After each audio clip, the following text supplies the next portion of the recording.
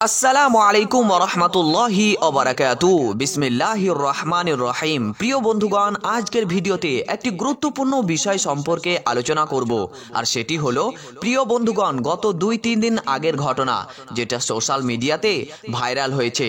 আর সেটি হলো বাবরি মসজিদে আবারও আল্লাহ তাআলার কুদরতের কারিশমা।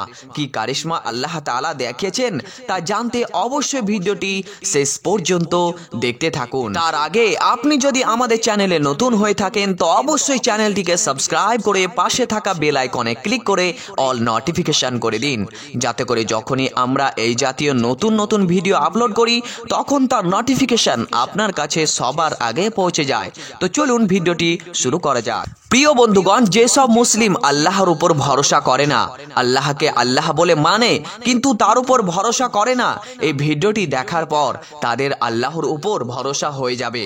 প্রিয় বন্ধুগণ, আমরা সকলেই জানি যে বাবরি মসজিদের উপরে যে সুপ্রিম কোর্ট রায় দিয়েছিল তা এক পক্ষের উপর রায় দেওয়া হয়েছিল, কিন্তু মুসলিম এটাকে মেনে নেয়নি, এটার উপর বিরোধ করেছিল। কিন্তু নরেন্দ্র মোদী থেকে শুরু করে যত হিন্দু ছিল তারা সকলেই চাইছিল যে এখানে রাম মন্দির তৈরি করা হোক। আর রাম মন্দির তখনই তৈরি করা সম্ভব ছিল যতক্ষণ না বাবরি মসজিদ ভাঙানো হয়।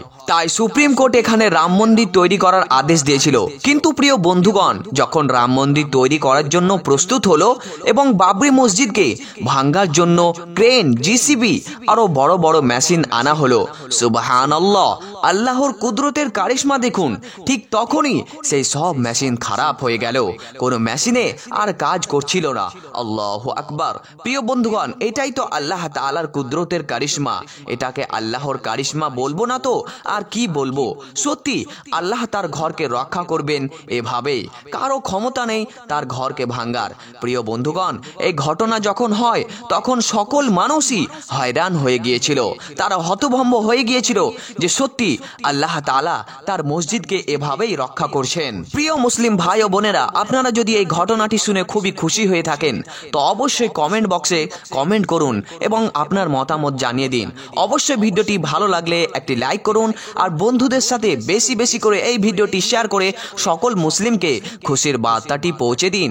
আল্লাহ তাআলা আমাদের সকলের প্রিয় বাবরি মসজিদকে আবারও রক্ষা করবেন ইনশাআল্লাহ। আমিন।